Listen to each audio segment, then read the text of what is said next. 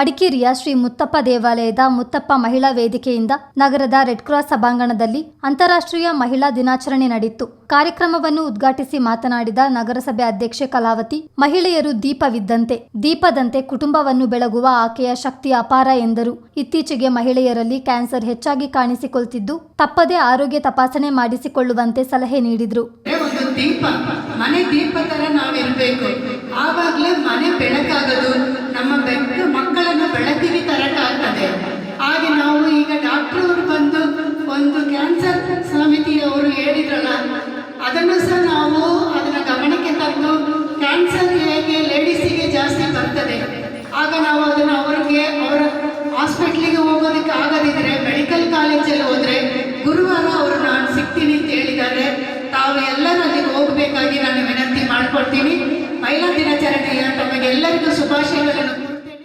ಶ್ರೀ ಮುತ್ತಪ್ಪ ದೇವಾಲಯ ಸಮಿತಿ ಅಧ್ಯಕ್ಷ ಟಿ.ಕೆ. ಸುಧೀರ್ ಮಾತನಾಡಿ, ಹಿಂದಿನ ಕಾಲದಲ್ಲಿ ಮಹಿಳೆಯರು ಅಡುಗೆ ಮನೆಗೆ ಸೀಮಿತವಾಗಿದ್ದರು, ಹೆಚ್ಚೆಂದರೆ ನೃತ್ಯ ಸಂಗೀತದಲ್ಲಿ ತೊಡಗಿಸಿಕೊಂಡಿದ್ದರು. ಆದರೆ ಇಂದು ಎಲ್ಲಾ ಕ್ಷೇತ್ರಗಳಲ್ಲೂ ಮಹಿಳೆಯರು ತಮ್ಮದೇ ಆದ ಛಾಪು ಮೂಡಿಸಿದ್ದಾರೆ. ಸಾಧನೆಗೆ ಶಿಕ್ಷಣ ಅತಿ ಮುಖ್ಯವಾಗಿದ್ದು, ಹೆಣ್ಣು ಮಕ್ಕಳಿಗೆ ಕಡ್ಡಾಯ ಶಿಕ್ಷಣ ಕೊಡಿಸಿ ಜ್ಞಾನವಂತರಾಗಿಸಬೇಕು. ಹೆಣ್ಣು ಎಂಬುದು ದೊಡ್ಡ ಶಕ್ತಿ, ಆದರೆ ನಾನು ನನ್ನದು ಎಂಬ ಅಹಂಕಾರವನ್ನು ತ್ಯಜಿಸಿ ಎಲ್ಲರೊಳಗೆ ಒಂದಾಗಬೇಕೆಂದು ಹೇಳಿದರು.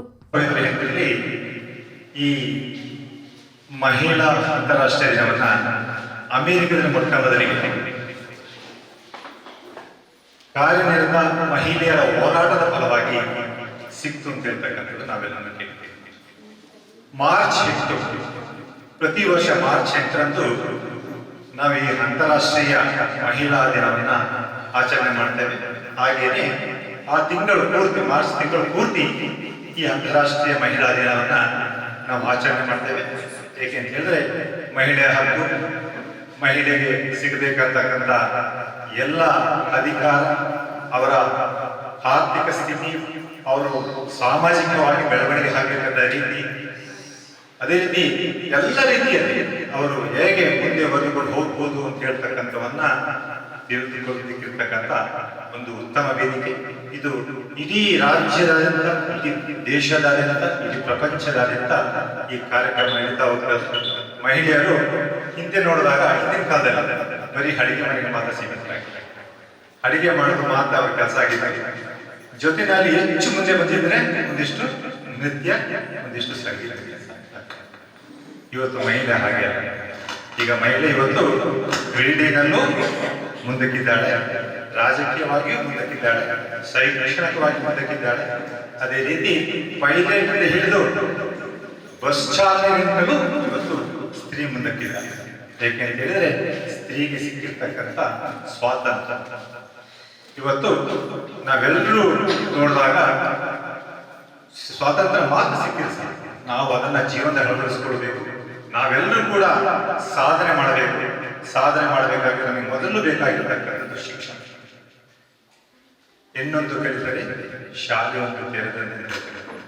ಅದರಿಂದಾಗಿ ಹೆಣ್ಣು ಹೆಚ್ಚು ಹೆಚ್ಚು ಕಲಿಗಳಾಗಬೇಕು, ಹೆಚ್ಚು ಜ್ಞಾನವಂತಳಾಗಬೇಕು, ಹೆಚ್ಚು ವಿದ್ಯಾವಂತಳಾಗಬೇಕು, ಹೆಚ್ಚು ಜ್ಞಾನವನ್ನ ತುಂಬಿಕೊಳ್ಳಾಗಬೇಕು. ಯಾಕೆಂತೇಳಿದ್ರೆ ಅತಿ ಹೆಚ್ಚು ಕುಟುಂಬದೊಂದಿಗೆ ಇವತ್ತು ಬೇರೆಯವರು ಹೆಣ್ಣು ಮಕ್ಕಳದ್ದಾಗಲಿ, ಮನೆಯವರಾಗಲಿ, ಎಲ್ಲ ಜೊತೆಯಲ್ಲಿ ಅತಿ ಹೆಚ್ಚು ಕಾಲ ಕಳೆಯುವ ಹೆಣ್ಣಾಗಿದ್ದರಿಂದಾಗಿ ಮನೆಯಲ್ಲಿರ್ತಕ್ಕಂಥವ ಎಲ್ಲ ಮಕ್ಕಳಿಂದ ಹಿಡಿದು ಎಲ್ಲ ಹಿರಿಯರಿಗೆ ಬುದ್ಧಿ ಹೇಳಿ ತಿದ್ದಿ ಅವರನ್ನ ಒಳ್ಳೆ ಮಾರ್ಗದಲ್ಲಿ ಕೊಂಡೋಗ್ತಕ್ಕಂಥ ದೊಡ್ಡ ಜವಾಬ್ದಾರಿ ಹೊಂದಿರತಕ್ಕಂಥವರು ಹಾಗೆ ಪುರುಷರಿಗಿಲ್ವೇ? ಪುರುಷರಿಗೆ. ಅದಕ್ಕೆ ಪುರುಷನ ಒಂದು ಕುಟುಂಬದ ಗಂಡು ಹೆಣ್ಣನ್ನ ಜೋಡಿ ಹಿಂದಿನ ಗಾಡಿ ಗಾಡಿ ಹೋಗ್ಬೇಕಾದ್ರೆ ಹೇಗೆ ಹೇಳು ಎತ್ತುಗಳು ಸಮಾನವಾಗಿ ಹೋಗ್ತದೋ ಹಾಗೆ ಸಮಾನತೆ ಬೇಕು. ಆದರೆ ಹೆಣ್ಣಿನ ಮಹತ್ವ, ಹೆಣ್ಣು ಒಂದು ದಾರಿದೀಪ, ಹೆಣ್ಣು ಕೊಡುವಂತ ಒಂದು ಶಕ್ತಿ ಇದೆ ಒಂದು ಕುಟುಂಬಕ್ಕೆ, ಅದು ಅಷ್ಟಿಷ್ಟ. ಅದನ್ನ ನಮಗೆ ವಿಮರ್ಶೆ ಮಾಡಲಿಕ್ಕಾಗಲ್ಲ. ಅದನ್ನ ಹೆಣ್ಣು ಅರ್ಥ ಮಾಡಿಕೊಂಡು ದಾರಿ ಹಿಡಿದು ಮಕ್ಕಳನ್ನ, ಕುಟುಂಬವನ್ನ ಒಳ್ಳೆ ಮಾರ್ಗದಲ್ಲಿ ಕರೆದುಕೊಂಡು ಹೋಗತಕ್ಕಂಥ ದೊಡ್ಡ ಶಕ್ತಿ ಹೆಣ್ಣಾಗಿದೆ. ಆದ್ರೆ ಅಹಂಕಾರವನ್ನ, ಅಹಮ್ಮನ್ನ, ನಾನು ನನ್ನದು ಅಂತ ಹೇಳ್ತಕ್ಕಂಥ ಅಹಂಕಾರ ಬಿಡಬೇಕು. ಇವತ್ತು ಹೆಣ್ಣು ಎಷ್ಟೇ ದೊಡ್ಡ ಸ್ಥಾನಮಾನಕ್ಕೆ IAS ಆಗಿರಲಿ, IPS ಆಗಿರಲಿ, DC ಆಗಿರಲಿ, ನಾನು DC, ನನ್ನನ್ನು ಯಾರು ಕೇಳೋದಿಲ್ಲ ಅಂತ ಹೇಳ್ತಕ್ಕಂಥ ಅಹಮ್ಮ ಬಿಡಬೇಕು. ನಾವೆಲ್ಲರೂ ಕುಟುಂಬಕ್ಕೆ ಬಂದಾಗ ಅವಳು ತಾಯಿಯ ರೂಪದಲ್ಲಿ, ಮಗುವಿಗೆ ತಾಯಿಯ ರೂಪದಲ್ಲಿರಬೇಕು, ತಂದೆ ತಾಯಿಗೆ ಅಣ್ಣ ತಮ್ಮಂದರಿಗೆ ಅಣ್ಣ ತಮ್ಮದ ರೂಪದಲ್ಲಿರಬೇಕು, ತಂದೆ ತಾಯಿಯಂದರಿಗೆ ಮಗಳ ರೂಪದಲ್ಲಿರಬೇಕು. ಅದೇ ರೀತಿ ಅತ್ತೆ ಮಾವಂದಿರಿಗೆ ಕೂಡ ಮಗಳ ರೂಪದಲ್ಲಿ ನಿಂತು ಆ ಕುಟುಂಬವನ್ನು ನಡೆಸಿಕೊಡ್ತಕ್ಕಂಥ ಒಂದು ಸ್ವಭಾವವನ್ನು ಇಟ್ಕೊಳ್ಬೇಕು. ಅದೇ ಅಹಂಕಾರವನ್ನು ಇಟ್ಕೊಂಡಾಗ ಹೇಳಿದಾಗ ಸಣ್ಣ ನಿದರ್ಶನ ನೆನಪಿಗೆ. ರೆಡ್ ಕ್ರಾಸ್ ಸಭಾಪತಿ ಬಿಕೆ ರವೀಂದ್ರ ರೈ ಮಾತನಾಡಿ, ಮಾರ್ಚ್ 18ರಂದು ವಿಶ್ವಾದ್ಯಂತ ಮಹಿಳಾ ದಿನಾಚರಣೆಯನ್ನು ಆಚರಿಸಲಾಗುತ್ತದೆ. ಮಹಿಳೆಯರು ಯಾವುದಕ್ಕೂ ಕಡಿಮೆ ಇಲ್ಲ.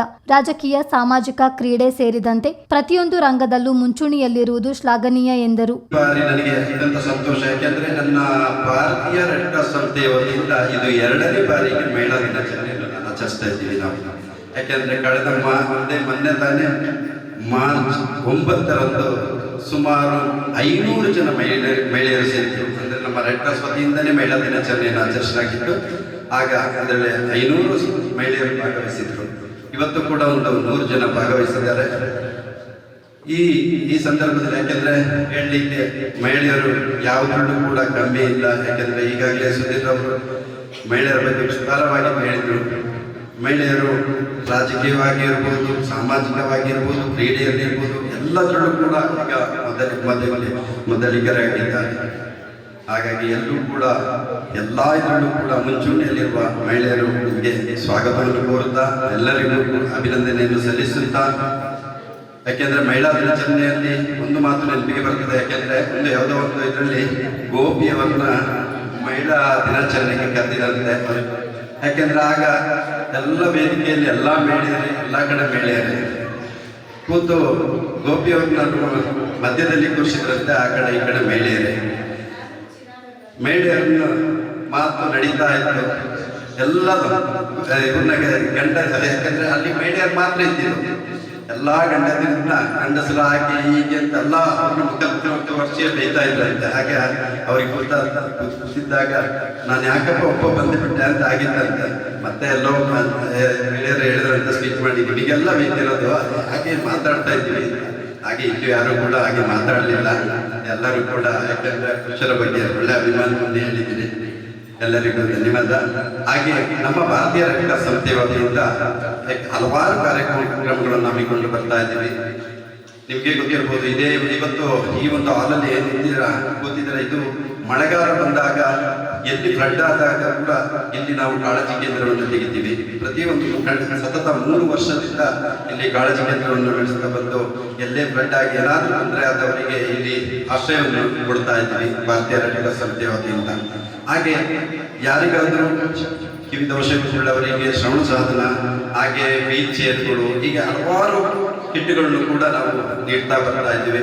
ಇವತ್ತು ಮಹಿಳಾ ದಿನಾಚರಣೆ ನಮ್ಮ ಶಾರದಾನಮ್ಮನವರು ಕೇಳಿಕೊಂಡಾಗ ಆಯ್ತು, ನಿಮ್ಮ ಸಮಾರಂಭದಲ್ಲಿ ಒಂದು ನಮ್ಮ ರೆಡ್ ಕ್ರಾಸ್ ವತಿಯಿಂದ ಕೂಡ ಒಂದು ವೀಲ್ ಚೇರ್, ಹಾಗೆ 10 ಇದೇ ಸಂದರ್ಭ ಭಾರತೀಯ ರೆಡ್ ಕ್ರಾಸ್ ವತಿಯಿಂದ ವಿಶೇಷ ಚೇತನರಿಗೆ ಅಗತ್ಯ ಸಲಕರಣೆಗಳನ್ನು ನೀಡಲಾಯಿತು. ಒಬ್ಬರಿಗೆ ವೀಲ್ಚೇರ್ ಹಾಗೂ 10 ಮಂದಿಗೆ ಶ್ರವಣ ಸಾಧನಗಳನ್ನು ಹಸ್ತಾಂತರಿಸಲಾಯಿತು.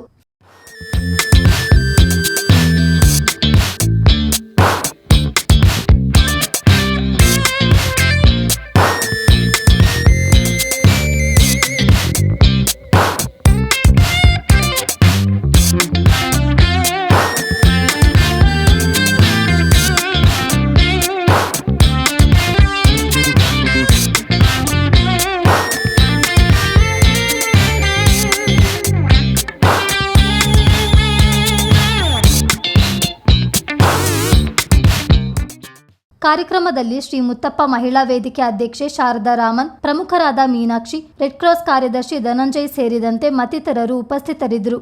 ಚಿತ್ತಾರ ನ್ಯೂಸ್, ಮಡಿಕೇರಿ.